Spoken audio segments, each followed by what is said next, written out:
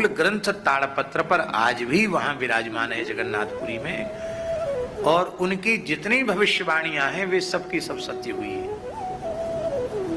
उन्होंने भविष्यवाणी की थी कि भारतवर्ष मुगलों के बाद अंग्रेजों का गुलाम होगा, जबकि जगन्नाथ दास उनको अच्युतानंद दास जी को तो समाधि लिए 500 वर्ष से ऊपर हो गया। तो उस समय तो कोई अंग्रेज कोई बात थी नहीं, पर उन्होंने कहा था कि अंग्रेजों का शासन होगा, वो बात सत्य हुई।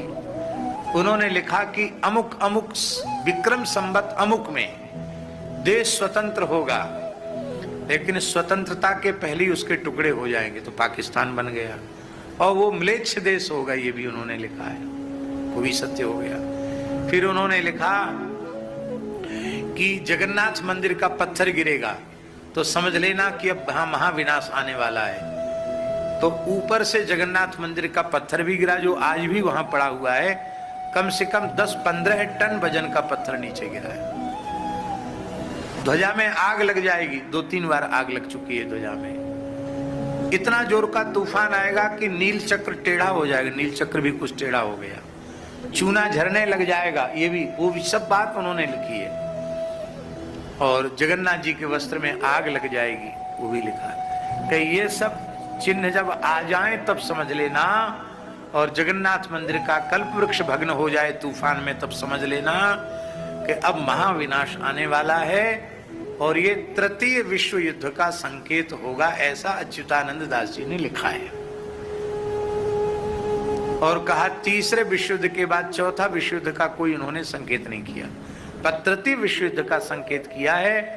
और संसार में ऐसी परिस्थितियां बन रही हैं कि उससे लगता है कि ये युद्ध कभी न कभी हो जाएगा, क्योंकि जब से शुरू हुआ है वो बंद नहीं हुआ, कहीं न कहीं चल रहा है। और जैसे ही 10-20 देश इकट्ठे एक दूसरे के आमने सामने हुए, विश्व युद्ध हो जाएगा। तो उस विश्व युद्ध में बहुत भारी नरसंहार होगा, इतने लोग मारे जाएंगे। अच्युतानंद दास जी लिखते हैं कि विश्व की जनसंख्या मात्र 64 करोड़ रह जाएगी। कितनी? इस समय कितने हैं? 8 अरब से ऊपर। मात्र 64 करोड़ लोग जिंदा रह जाएंगे, उनमें 31 करोड़ भारत में होंगे। बचेंगे कौन?